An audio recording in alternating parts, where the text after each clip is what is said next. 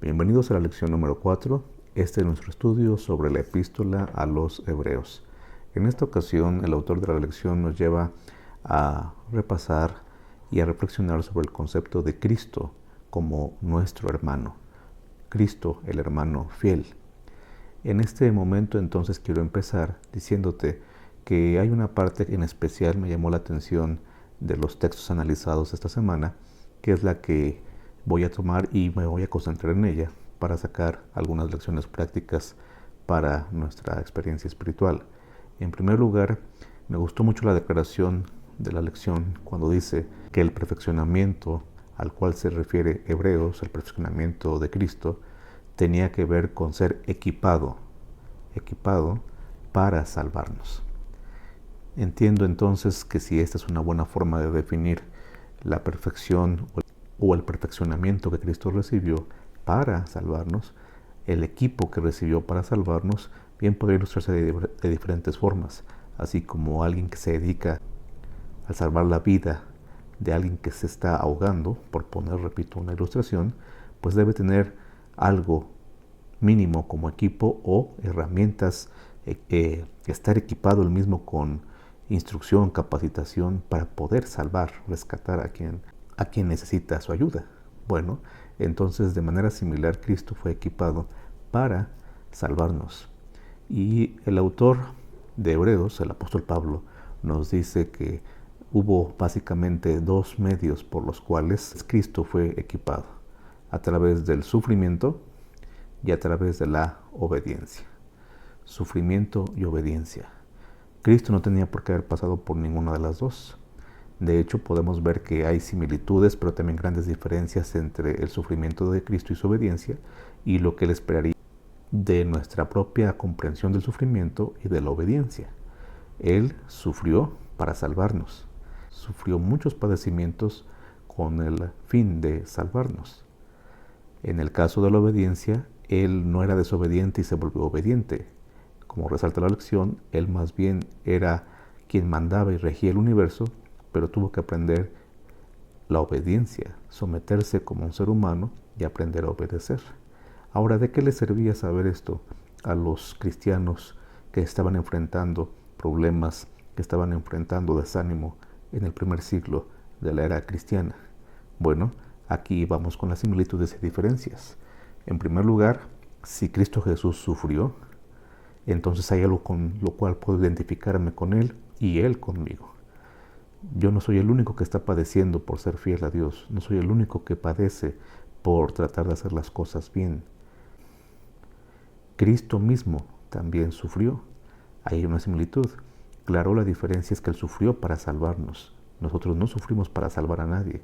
Pero en el contexto original de esta epístola, un cristiano, sin hacer mucha teología o sin pensar en cosas muy complicadas respecto a lo que implicaba el sufrimiento de Cristo, él podía pensar: Él es como un hermano para mí, que entiende perfectamente lo que es sufrir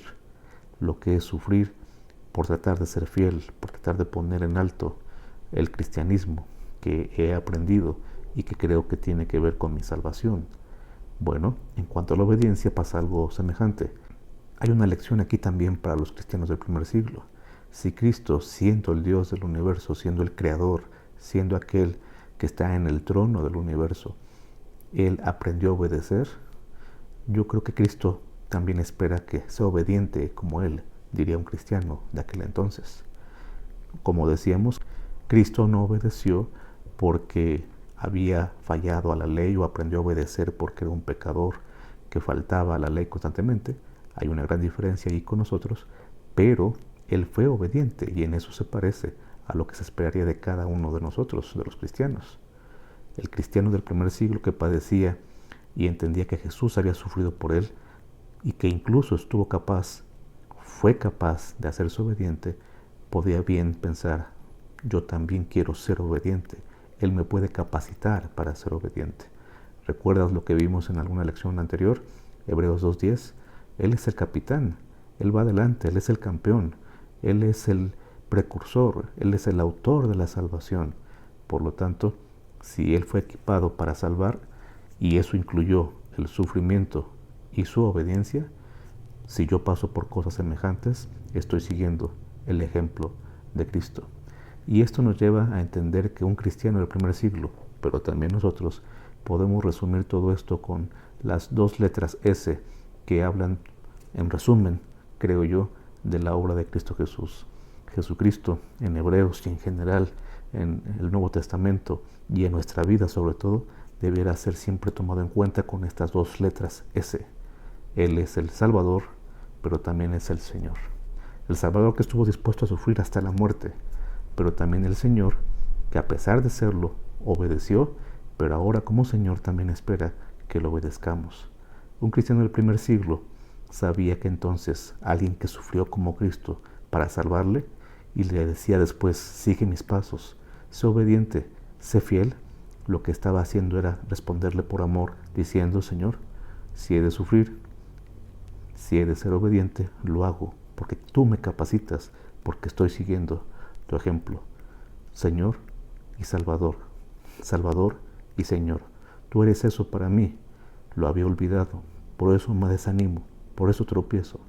Pero Señor, sigue salvándome. Salvador, sigue siendo tú, mi Señor. Guíame, condúceme, estoy en tus manos. En el primer siglo y en el siglo XXI, esa sería una hermosa petición y algo que se esperaría que sigamos haciendo los cristianos. Después de todo, si Cristo no se avergüenza de llamarnos hermanos, ¿por qué tendríamos que hacerlo nosotros?